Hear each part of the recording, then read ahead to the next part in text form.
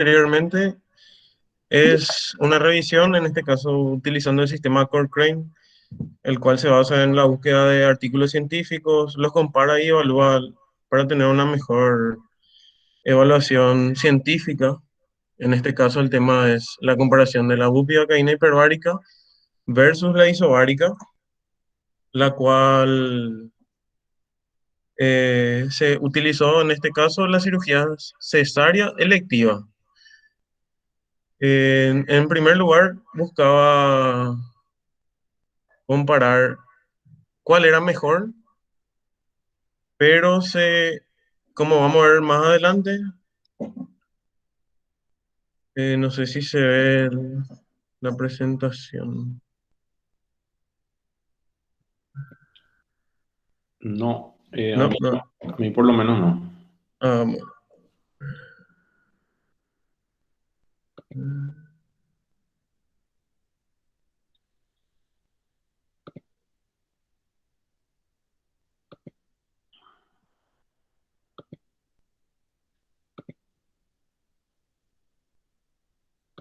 ahí pueden ver. Sí se ve. Ahora se ve. Perfecto. Perdón, disculpe.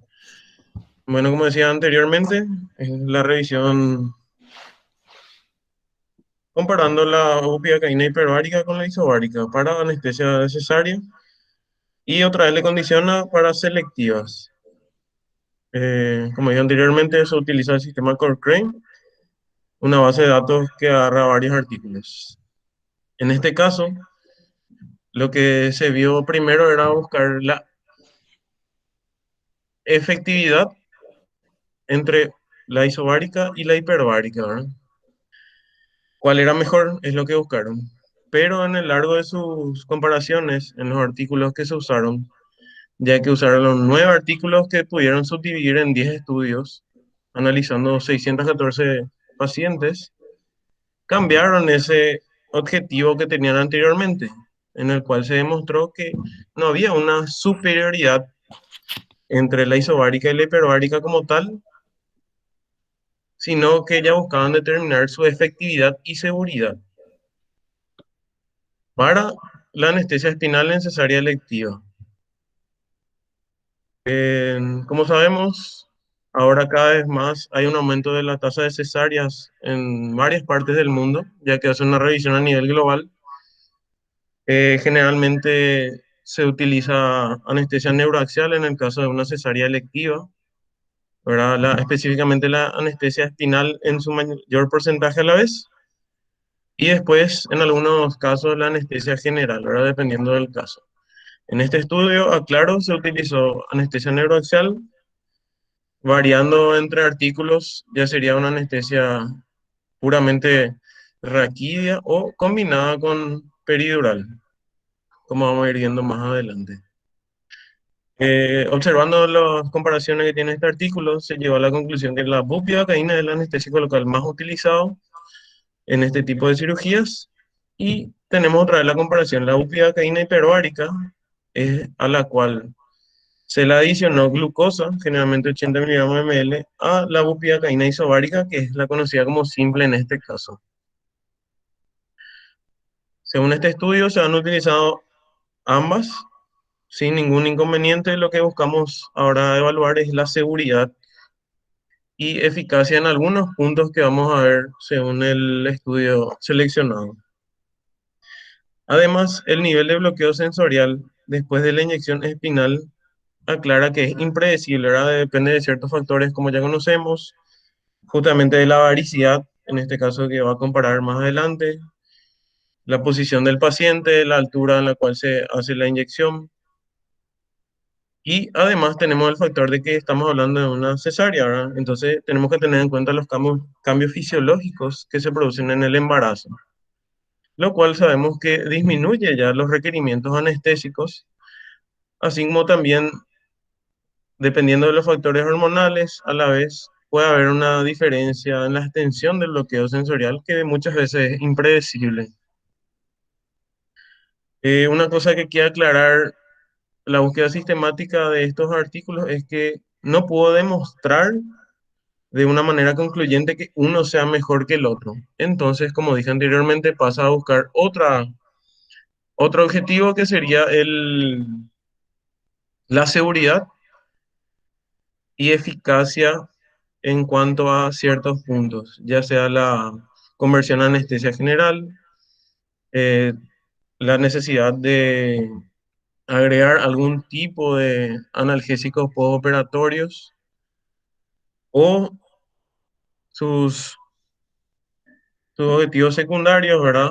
Que buscan analizar el uso de efedrina, es decir, la hipotensión que puede producir entre uno y otro, cefalea pospunción y ciertos factores que vamos a ver dependiendo de cada estudio. Esto es más para agregar de dónde se encontró, ¿verdad? Se utilizaron materiales publicados entre enero de 2011 y marzo de 2016, así como también se utilizaron los resúmenes encontrados de 1990 a 2015 de los tres congresos más grandes, ¿verdad? Que hay generalmente, del Colegio de Anestesia de Australia y Nueva Zelanda, la Sociedad Estadounidense y la Sociedad Europea, ¿verdad? En los cuales pudimos acotar ciertos puntos. Eh, Como dije anteriormente, se evaluó la calidad para evitar ciertos sesgos que podrían alterar nuestro resultado. En cuanto a los resultados primarios, tenemos la conversión a anestesia general, como dije anteriormente, y el control inadecuado del dolor, que ya requirió el uso de analgésicos suplementarios. Los resultados secundarios sería el uso de efedrina, incidencia de náuseas y vómitos, de dolor de cabeza. Generalmente cefalea por función lo que más menciona, el tiempo que tarda el bloqueo sensorial en alcanzar el cuarto de hematoma torácico, ¿verdad? Que es algo que buscamos. Y también en cuanto a la efedrina, le menciono otra vez si se usaron alta dosis o no. Y la aparición de un bloqueo sensorial alto. Esto hago como un pantallazo porque después vamos a ir viendo cada artículo diferente que tiene estudios por separado. Creo que no se ve muy bien acá. Acá tenemos, como dije anteriormente al comienzo, esto es un recopilado sistemático de varios artículos en los cuales son 9 los que se usaron y se llegaron a 10 estudios. ¿Por qué 10? Un artículo en específico subdividió otra vez debido a el tipo de anestesia neuroaxial que utilizó y las dosis que variaban un poco. Entonces, para introducir lo que serían, tenemos los 10 estudios. En el primero ahora tenemos la Das Neves y Col, ahora de Brasil, en el cual se hace un estudio prospectivo aleatorizado y doble ciego, donde se analizan 60 pacientes. Teníamos un total inicial de 614 que se va a subdividir en estos pacientes. Eh, Aclaro ya que la muestra es pequeña en este caso, pero se hizo un conglomerado para tener una población y muestra mayor. En el NEFCOL se utilizó 60 pacientes y se subdividió en dos grupos. Tenemos el primer grupo, donde 30 pacientes se utilizó bupivacaína hiperbárica al 0,5% y la dosis fue de 12,5 miligramos, añadiendo como coadyuvante la morfina, que se utilizó 100 microgramos específicamente. Y en el grupo 2 tenemos la misma dosis, pero de bupivacaína isobárica y también morfina 100 microgramos, donde se evaluaron las conversiones a anestesia general, el analgésico suplementario, la cantidad de efedrina utilizada y el tiempo de aparición, o sea, la ausencia de sensación a nivel de L3 cuando se hace una punción ahí, y el bloqueo motor y sensorial a los 20 minutos. Aclaro estos puntos porque dependiendo del estudio, que vamos a hablar más adelante, hay una variación en lo que cada uno evalúa, pero se toma en consideración los principales, que es la evaluación entre la isobárica y la hiperbárica. Luego tenemos la Javed Col, que es en Pakistán, donde se tomaron también 60 mujeres especificadas a 1, 2, a 2, sometidas a anestesia espinal.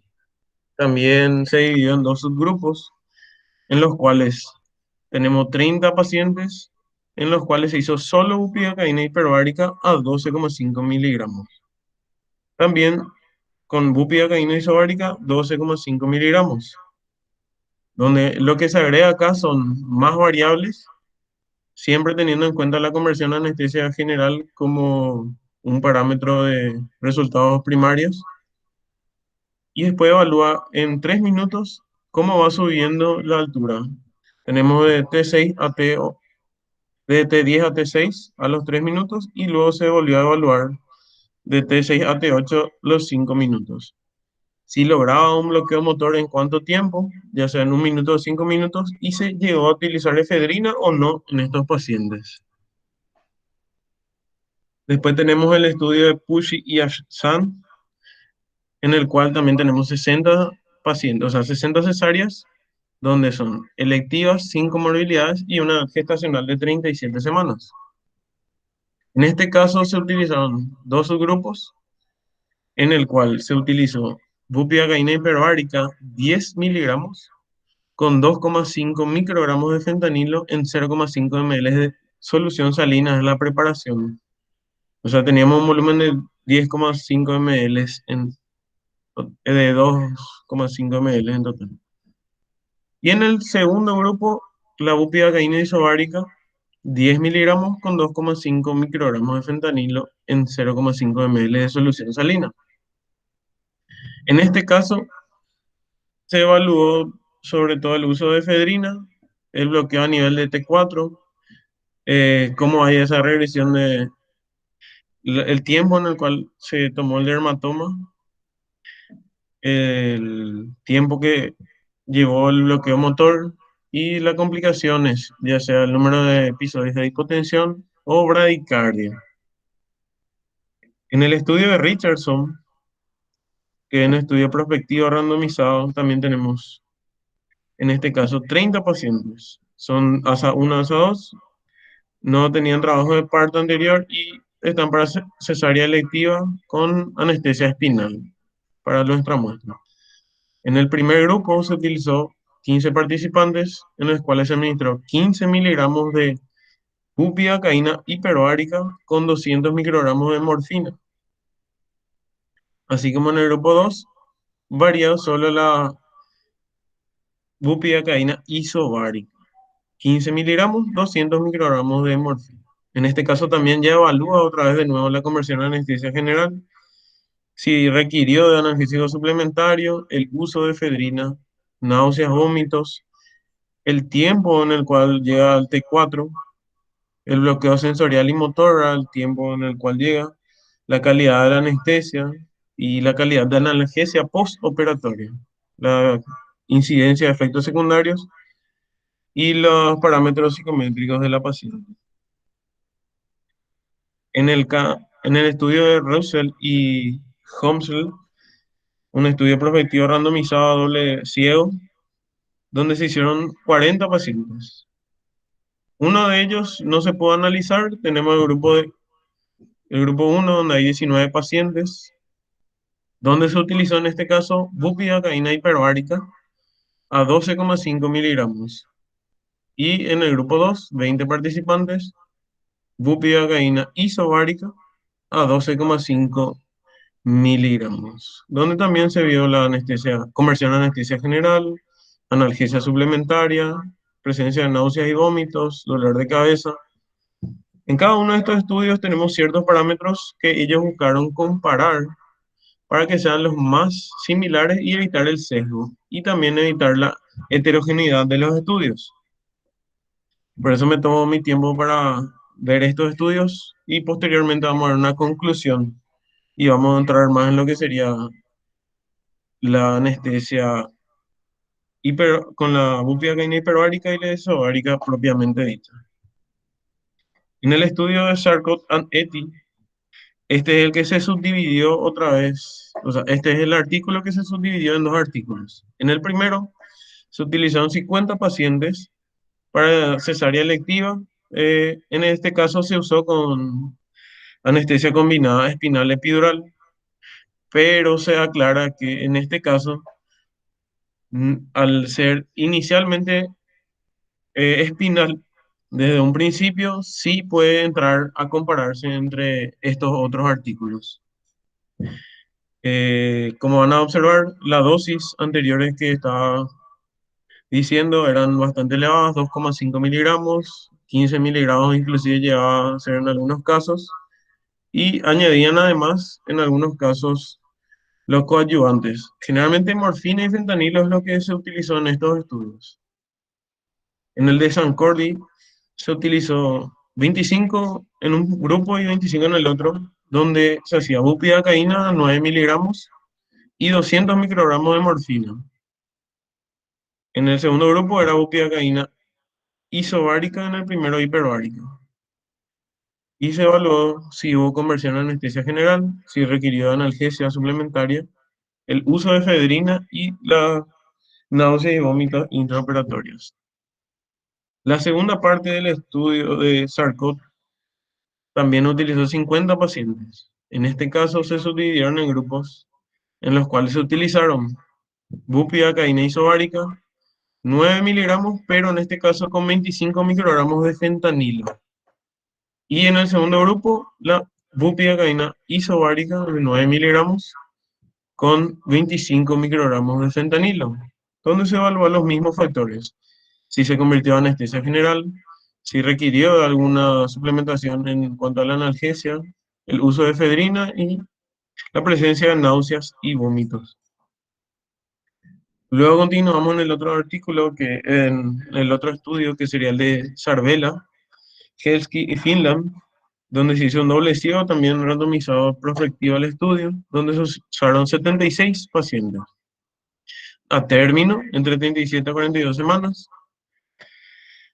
bajo cesárea electiva, eh, en este caso que se hizo anestesia combinada también, espinal epidural, donde se utilizaron 36 pacientes en el grupo uno, donde se utilizó bupivacaína hiperbárica, 9 miligramos, con 20 microgramos de fentanilo. Y el grupo 2, 34 pacientes con bupivacaína isobárica, 9 miligramos con 20 microgramos de fentanilo. Y 9 que no se pudieron analizar de esos pacientes, donde se evalúa a mismo la conversión a anestesia general, analgesia suplementaria, efedrina, náuseas, vómitos, el bloqueo, la duración de la anestesia, el bloqueo sensorial motor. Para continuar, tenemos el estudio de Bencaré, que también es randomizado prospectivo doble ciego, donde se usaron 98 pacientes. En este caso ya se habla de electiva y cesáreas semiurgentes.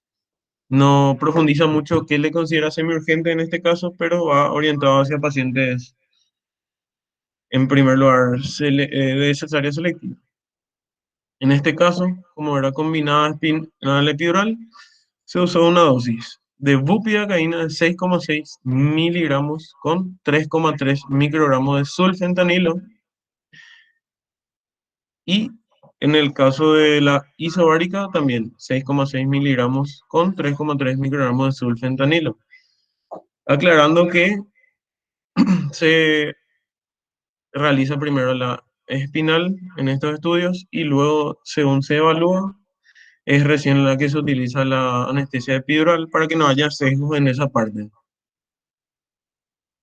Tenemos también, por último, el de Vitted Passai, un estudio randomizado prospectivo, donde tenemos 98 mujeres cesárea selectiva, y lo que varía en este caso es que utiliza bupivacaína hiperbárica, 2 ml a 0,5%, o sea, 10 miligramos, y bupivacaína isobárica, 2 ml a 0,5% en 48 pacientes, donde se evalúa también la conversión de anestesia general,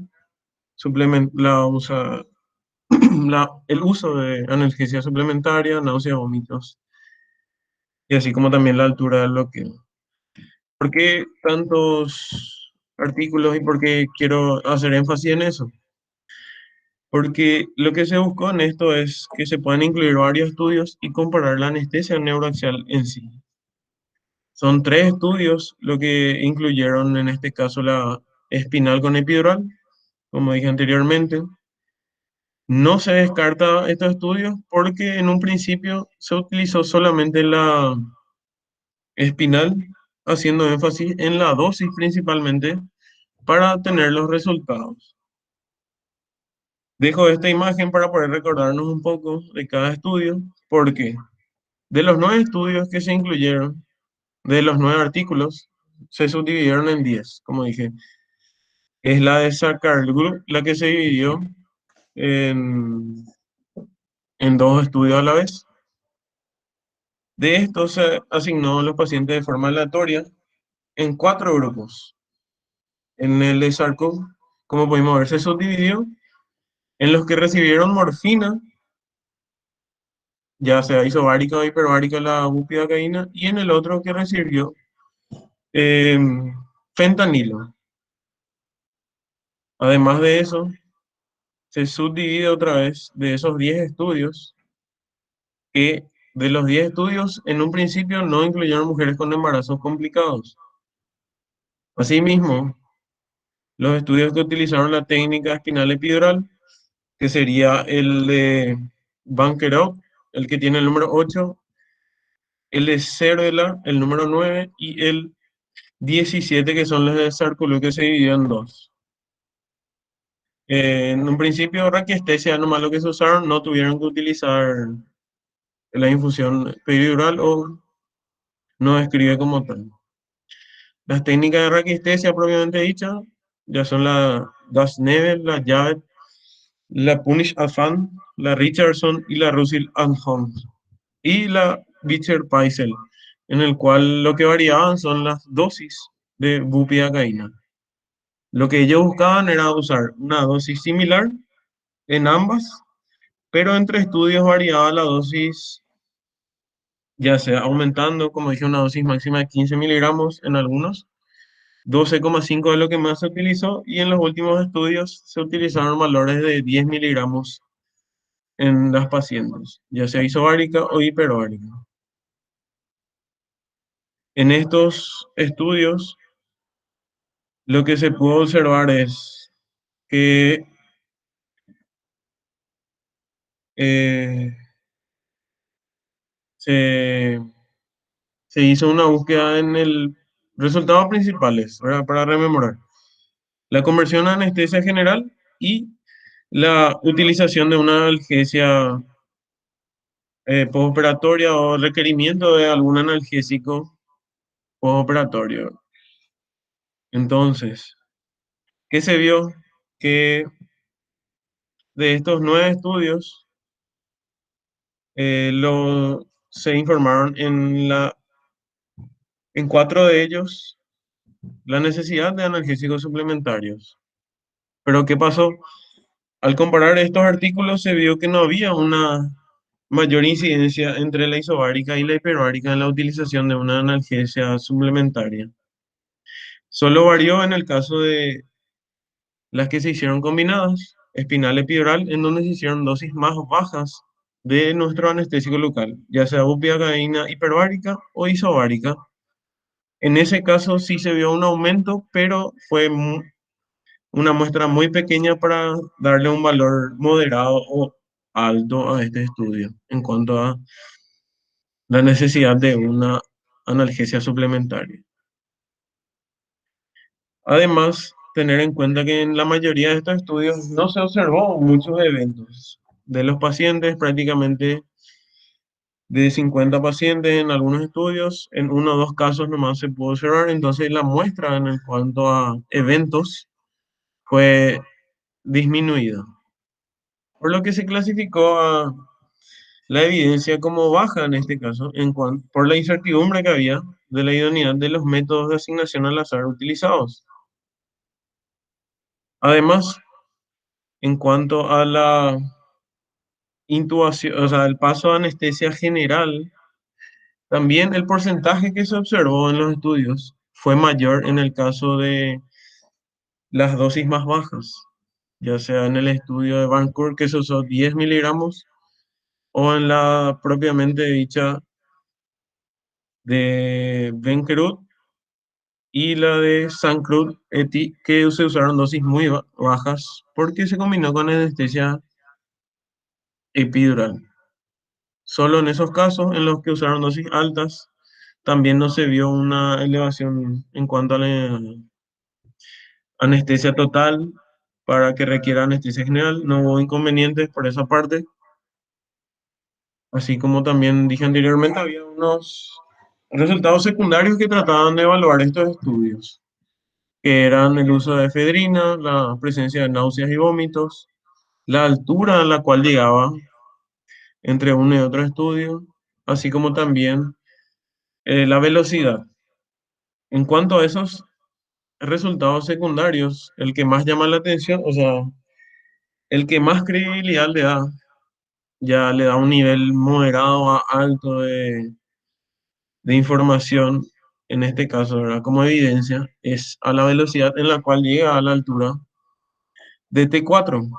En la comparación entre hiperbárica y isobárica en los diferentes estudios, que habla de una diferencia de aproximadamente 1,09 minutos a favor de la hiperbárica en cuanto al nivel de T4 que se llega.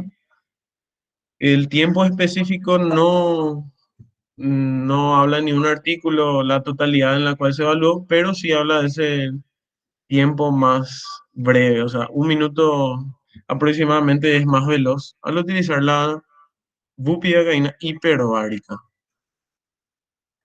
Lo lo más llamativo en estos resultados secundarios. También el uso de efedrina. Se habla de que los encargados de realizar el estudio, los veedores, dejaron a disposición del anestesiólogo la cantidad y cuándo utilizar generalmente la efedrina. En algunos, acá para resaltar, por ejemplo, en el estudio de Javed y Cole, se utilizó la efedrina cuando la presión arterial sistólica descendió más del 20% del valor inicial. En Saber y Cole se administró cuando la presión arterial sistólica descendió por debajo de 95 miligramos o disminuyó más del 20%. Y en la Becarut se administró cuando la presión arterial sistólica descendió por debajo de 100 miligramos o disminuyó más del 25% del valor inicial. A pesar de estos estudios, esta evidencia, comparando estos artículos, se calificó como baja debido a la incertidumbre o la idoneidad del método utilizado, ya que consideraron que la cantidad de muestra que se utilizó en este caso debería ser mayor. Inclusive le da un número, 614 es lo que utilizamos, y la revisión llegó a la conclusión que debería ser aproximadamente de 3.113 pacientes para poder tener menor sesgo y evaluar ciertos factores en los cuales no se incluyó. Por ejemplo, la altura en la cual el anestesiólogo realizó el bloqueo. En algunos menciona L3, L4, otros artículos no especifica esa parte. La velocidad en la cual se administró. La posición de la paciente tampoco no se observó en estos casos de los pacientes, ¿verdad? No especifican en el artículo. Solo podemos comparar la dosis, si tiene o no un coadyuvante, que en estos casos fueron morfina o fentanilo, que variaba la dosis otra vez entre artículos, así como también que se usó o no la anestesia combinada, en el cual menciona ninguno que no se requirió durante el procedimiento activar la peridural. Aún así, en la mayoría se clasificó como baja la evidencia.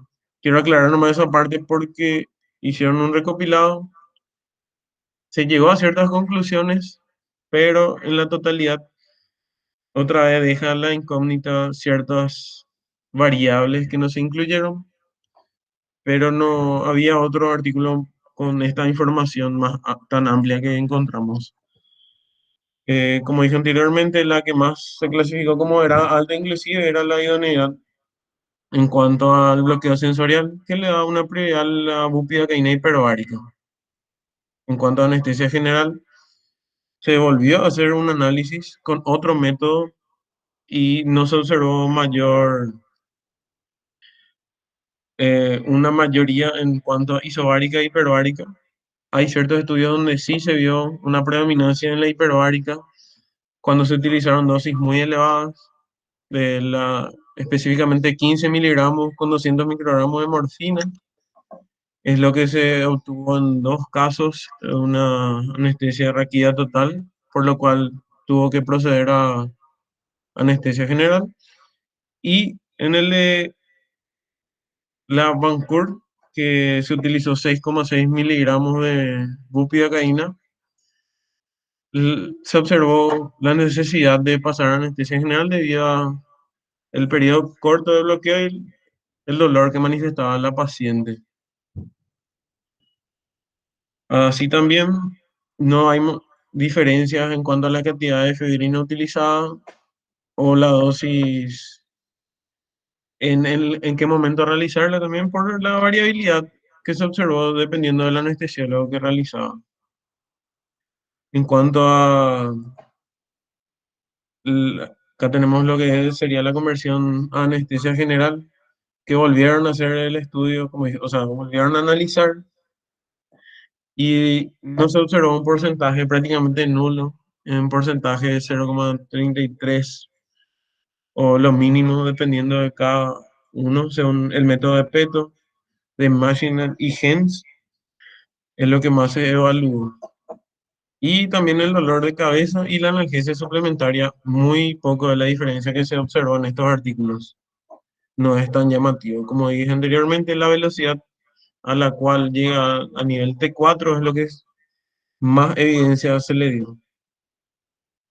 Entonces, en esta revisión de 10 estudios, no mostró una evidencia en la diferencia entre la bupivacaína hiperbárica e isobárica en cuanto a la tasa de conversión de anestesia general o necesidad de analgesia suplementaria. En tres estudios, que son los de Beats Pyle, el de Serla y el de Russell, fueron, o sea, los que más se utilizaron en este caso, son los que no requirieron, o sea, los que no utilizaron anestesia neuroaxial combinada, espinal epidural, y se usaron generalmente dosis en algunos altas y en las otras muy pocas. Así como también 5 estudios, los que se usaron más para contribuir al resultado de un requisito similar para analgesia suplementaria. En 2 estudios es lo que se utilizaron para el resultado en inicio rápido de bloqueo sensorial en nivel T4, que le dieron predominancia a la bupivacaína hiperbárica.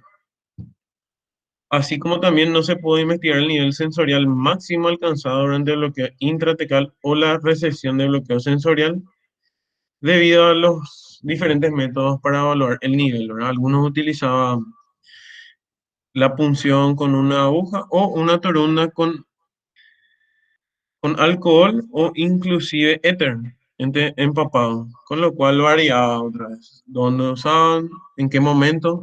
No se aclaró en la mayoría de los estudios. Por lo cual, no hay evidencia convincente a favor de la bupivacaína isobárica sobre la hiperbárica, o viceversa, ¿verdad? En la anestesia espinal para la cesárea. Lo que sí hay que recalcar es que debido a una evidencia sugerente de un inicio más rápido del bloqueo sensorial, que evalúan a nivel de T4, la hiperbárica puede tener algunas ventajas, pero requiere un ensayo controlado, como dije anteriormente, con una muestra mayor, así como también aclarar ciertas variables en las cuales no incluían, ya sea la altura en la cual se administra, la velocidad o la posición del paciente. Se debe aclarar justamente esas variables. Entonces, resumiendo, de estos 10 estudios, lo que podemos sacar es, al utilizar una dosis más baja de 6,6 miligramos, obviando la parte del coadyuvante, se observó la necesidad de una anestesia suplementaria un poco superior de- debido a la dosis, no comparando entre isobárica e hiperbárica, sino más bien la dosis administrada. Así también se vio una mayor presencia de náuseas y vómitos cuando hay una elevación superior al nivel en el cual se llega al bloqueo, sin evaluar a la vez si se utilizó bupivacaína hiperbárica o isobárica. Pero en cierto porcentaje se observó un o sea, un bloqueo más elevado con la hiperbárica que con la isobárica, dependiendo de la altura en la cual se hace el bloqueo propiamente dicho. En cuanto a los coadyuvantes, se vio un porcentaje mayor de analgesia suplementaria en el caso del fentanilo en comparación con la morfina. Otra vez, no hace una comparación, una diferencia llamativa entre isobárica o hiperbárica. Otra cosa que sí diferencia entre la hiperbárica y la isobárica es que se observó, a pesar de que la hiperbárica tiene un bloqueo, o sea, un bloqueo sensorial más alto se logra, dependiendo de la dosis, la isobárica, debido a su administración, tiende a subir más en cuanto a altura de bloqueo, comparando con la hiperbárica a la misma dosis, pero no especifica si es debido a un cambio eh, en la fisiología del embarazo o específicamente por la velocidad de la administrada, o en el caso de la hiperbárica, si no se le modificó la posición del paciente y se le dejó en la misma altura la isobárica, como sabemos, no va a variar de acuerdo a la posición del paciente, pero al compararla con la hiperbárica tenemos esa variable en duda, ya que no especifica. No sé si quieren agregar algo, alguna experiencia que nos puedan ayudar, porque realmente es algo extenso que no quise enfocarme mucho a lo que sería el anestésico local propiamente dicho, porque los artículos en sí son muy largos, hacen muchas variables y pueden confundir la mayoría de las veces. Por eso si alguien tiene algo para aportar que nos pueda aclarar esas dudas, como le digo, alguna experiencia, ya que acá hay variables que no se introdujeron lastimosamente, pero el estudio más completo que encontramos fue en este caso.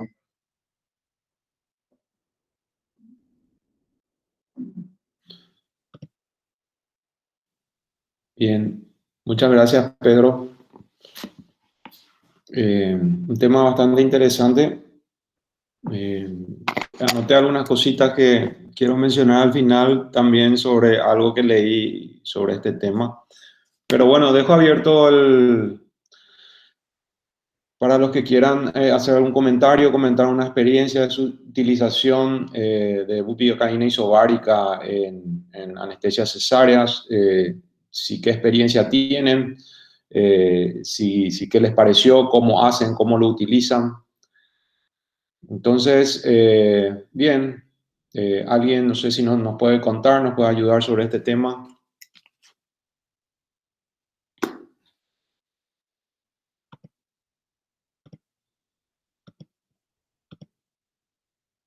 Bien.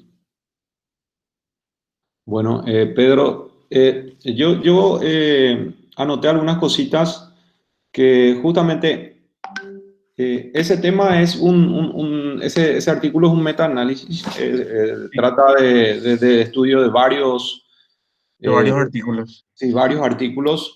Yo justamente leí otro artículo que no está incluido en ese artículo, o sea, no está mencionado, y que habla justamente de algunas variables que estuviste mencionando que no estaban bien claras. O sea, en síntesis, también todos están de acuerdo en que no existe superioridad de hiperbárica sobre isobárica o viceversa. Nada más que hay algunas pequeñas diferencias con respecto a ya sea el timing, el tiempo de inicio del bloqueo sensitivo, bloqueo motor, la duración quizás, el impacto hemodinámico, pero son diferencias muy mínimas y poco significativas. En este trabajo que leí, que se publicó en el Journal de Anestesia Obstétrica, fue un ensayo clínico sobre 90 casos, donde justamente sobre la velocidad de inyección que mencionaste, en ambos casos, en ambos grupos, con ISO y con HIPER, utilizaron la misma velocidad, una velocidad de inyección lenta, y le posicionaron a las pacientes en decúbito lateral y punzaron entre L2, L3 o L3, L4. Y ellos encontraron la diferencia principal, dos diferencias que no fueron muy significativas, fueron diferencias leves. En la latencia, sí, que fue el inicio de acción con la hiperbárica en 3,5 minutos de promedio, más o menos 8, y con la hiperbárica ligeramente mayor, un promedio de 1,2 minutos mayores, 4,7 minutos más menos 0,8. Y con respecto a la duración del bloqueo, una menor duración de bloqueo motor y mayor duración del bloqueo sensitivo con la isobárica. Entonces, fueron pequeñas diferencias, o sea, menor tiempo de latencia con la hiperbárica y una mayor duración de la analgesia sensitiva con la isobárica. Y bueno, eso es lo que básicamente estuve viendo con dosis bajas de 7,5, 8 miligramos de bupivacaína hicieron este estudio, más 25 microgramos de fentanilo. Después hay otros estudios que utilizan diferentes dosis, utilizan dosis mayores de isobárica, 12,5,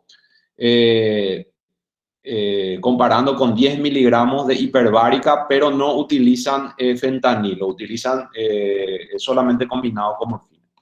Entonces, debido a eso, entonces tienen que aumentar la dosis del anestésico local. Bueno, es lo que puedo aportar con respecto a lo que estuvimos hablando, y no sé si alguien quiere aportar algo más o hacer un comentario.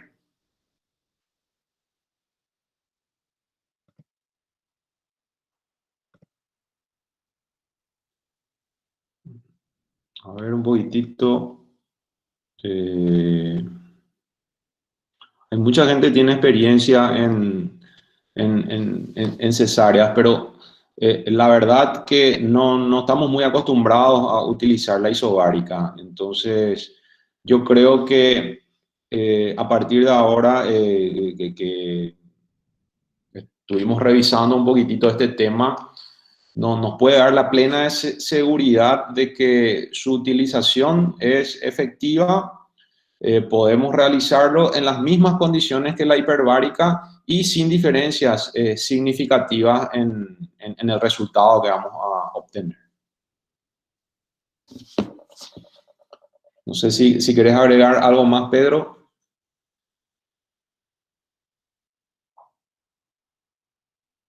Y sí, doctor, lo que justamente dijiste, lo que demostramos en este caso es la seguridad, la cual es lo que demostró estos artículos en la mayoría, ¿verdad? Que sí se puede usar. El temor que siempre se busca es en qué cirugía utilizar, en qué pacientes puedo.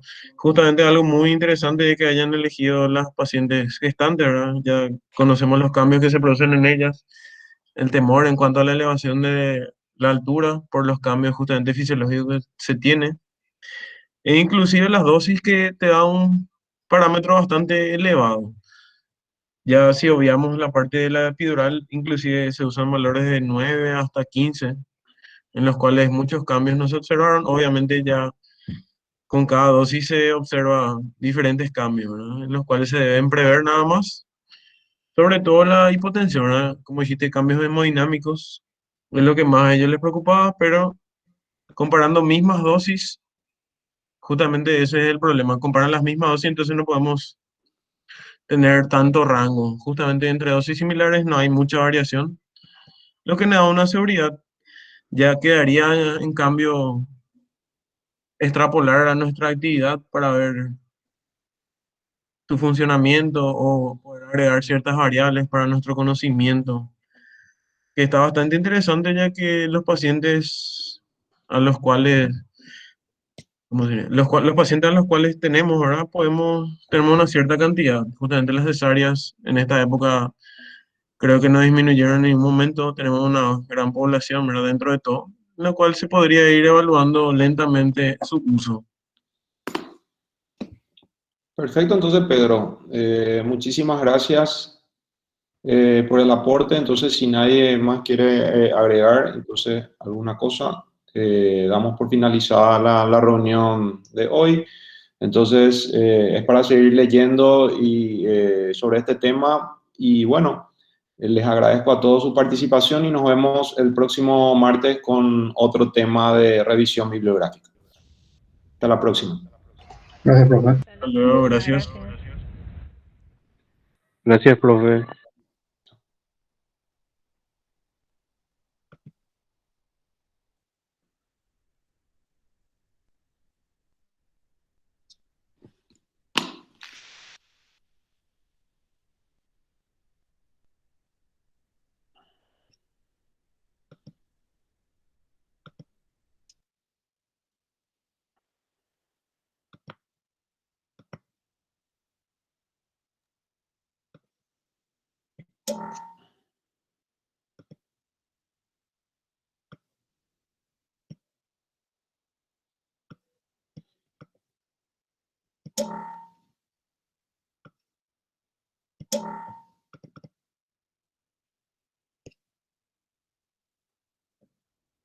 Mhm.